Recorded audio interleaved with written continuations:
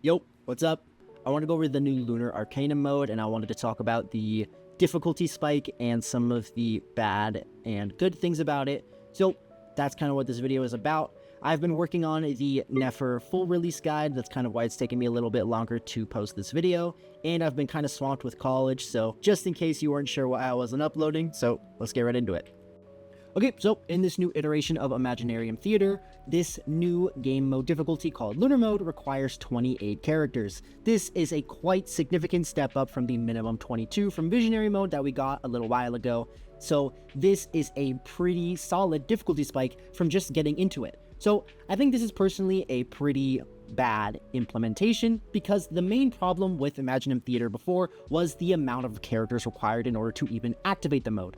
Getting into the mode with the characters you have and then completing it isn't relatively hard, but getting into the mode itself is the difficulty. So this is, in my opinion, not the right step for this game mode to increase the minimum character requirement rather than increasing the actual difficulty of the game mode itself.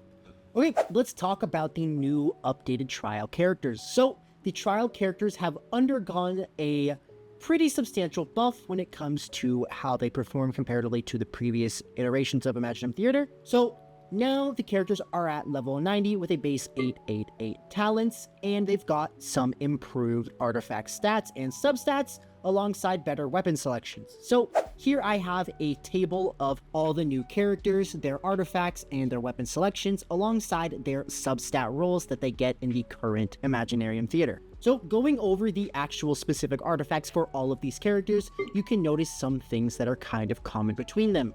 One, they all have the same exact substats on the flower and the feather, and then majority of the time, the hat is also the same as well. If they have a crit hat, it is always the same, and then there is some variation between the other main set hats. Well, this really doesn't matter, but it's just something interesting that we can start using looking forward for future Imaginarium Theaters. But what I do want to talk about is the difference between the now updated artifact sets and the KQM standards. So here I have a calc for Yelan, and right now I have Yelan looking around to be 20% worse with this baseline set by the new Imaginarium Theater than what the baseline would be for the same exact investment with KQM standards. While this definitely does vary between character and character, it does give you a rough idea of the actual investment difference between KQM standards and the characters that are currently being used by the trial characters. So essentially, you can plug in these numbers for any of the calcs or team calcs or things that you've seen before, and then minus 20% and get a rough idea of what the trial characters will look like.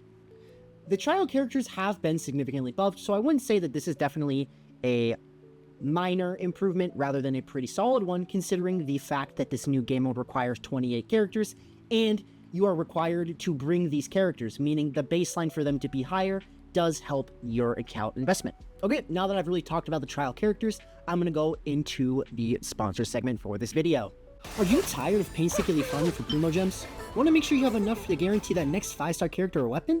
Level up your savings with Loot Bar. Whether you're topping up your Genesis crystals for the new Luna 1 reset or grabbing a Blessing of the Welcome Moon, Loot Bar has you covered with incredible discounts on not just Genshin Impact, but a variety of other games. Don't miss out on these deals. Use my link in the description to get started and give your gaming wallet a major break today.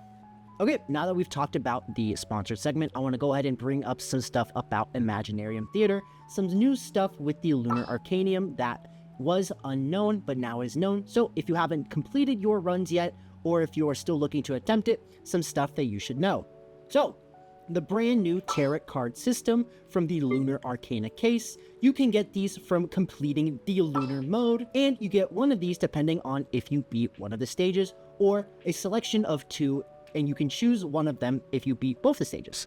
These are simply cosmetic, so don't be worried if you can't get them. They are also permanent, meaning they're not going to expire like the Dagger skins from Stygian Onslaught, so you can collect these and build a repertoire of them. So something else I should mention is that apparently the tarot cards that show up inside of your Imaginarium Theater runs are not random. Depending on the characters you bring, we'll bring predetermined cards. So we'll have different cards accessible during different elemental restriction variations of Imaginarium Theaters. So what even are these cards and how do you get them? Well, typically after you beat your first boss, you will have a brand new selection accessible in the tab screen, where you can choose the special Lunar Arcanium mode, and you'll be able to fight for this iteration specifically, a group of Eremites, and you'll have to kill 17 of these Eremites within a 6-minute period.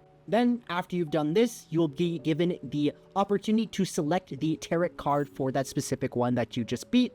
Then, later on, during the run, you will be able to challenge another tarot card against the Jade Bloom Terror Shroom. And at the end of your run, if you completed both of them, you'll be able to select which tarot card you want between the two and keep the one between the two previous Lunar Arcana modes that you beat. I think this is actually a pretty cool system considering how it is permanent content and it's cosmetic, so there's no real reason for you to stress over it or get angry if you can't get it. You'll always be able to get it in the future and it's not going anywhere. It also promotes co-op with your friends because it acts as a collection card system and you're able to trade and collect more or give them to your friends if you want. Overall, this is a great update and probably my favorite part of this new system. Another thing to mention is that they actually increase the amount of the stars you can acquire, which also increases the amount of rewards you get. So instead of getting 1 sanctifying elixir every iteration of Imaginarium Theater, you can now get 2, which is a great change. Getting more of these is always welcome. They also introduce a recurring additional 200 Primo Gems alongside an additional one-time 300 Primo Gems, which is really good as well. Overall, I think the additions to the Imaginarium Theater are pretty solid relatively, but I do think the increasing of the character requirement to 28 is somewhat obnoxious, but it could get better over time with the release of more characters, so don't feel too bad about it.